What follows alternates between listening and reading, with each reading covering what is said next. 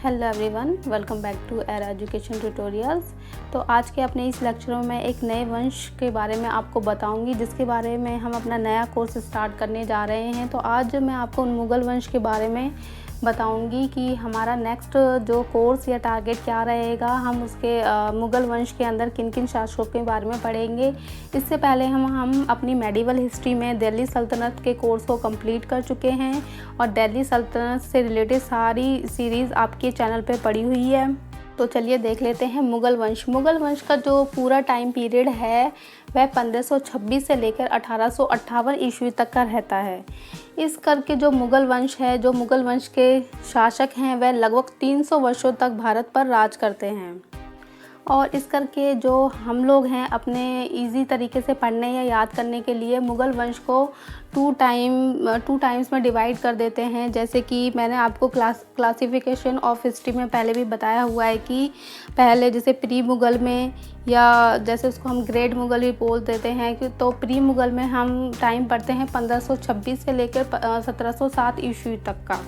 इसमें हम बाबर से लेकर औरंगजेब तक के बारे में पढ़ते हैं।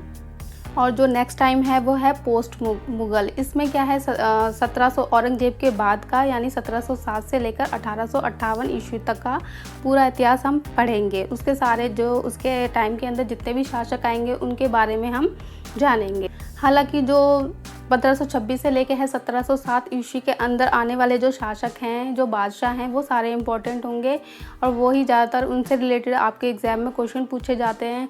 तो उसके अंदर आते हैं हमारे बाबर, हुमायूं, अकबर, जहांगीर, शाहजहां और औरंगजेब। तो इसको लेकर आपको अगर याद हो, पहले एक ऐड भी आ सकती थी, तो इन नामों का एक ऐड मैं आपको बता देती हूँ। इस तरीके से भी आप याद कर सकते हो। तो जैसे आपने अगर ऐड याद होगी, ऐसे बाबर का बेटा हुमायूं का अकबर, तो आपको इसमें 4 नाम और ऐड करने हैं कि अकबर का बेटा जहांगीर, जिसको हम सलीम के नाम से भी जानते हैं, जहांगीर का बेटा शाहजहां और शाहजहां का औरंगजेब।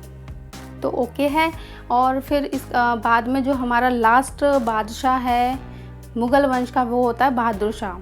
और ये वही बहादुर शाह है जो 1857 की क्रांति के दौरान जो जनता होती है उसे गद्दी पे बिठाती है एज ए शासक के रूप में। लेकिन अंग्रेज़ क्या करते हैं, उसे गद्दी से उतार देते हैं और रंगून की जेल में भेज देते हैं, जहां 1862 ईस्वी में बहादुर शाह की मृत्यु हो जाती है। और उसकी मृत्यु के साथ ही मुग़ल वंश हमेशा के लिए ख़त्म हो जाता है।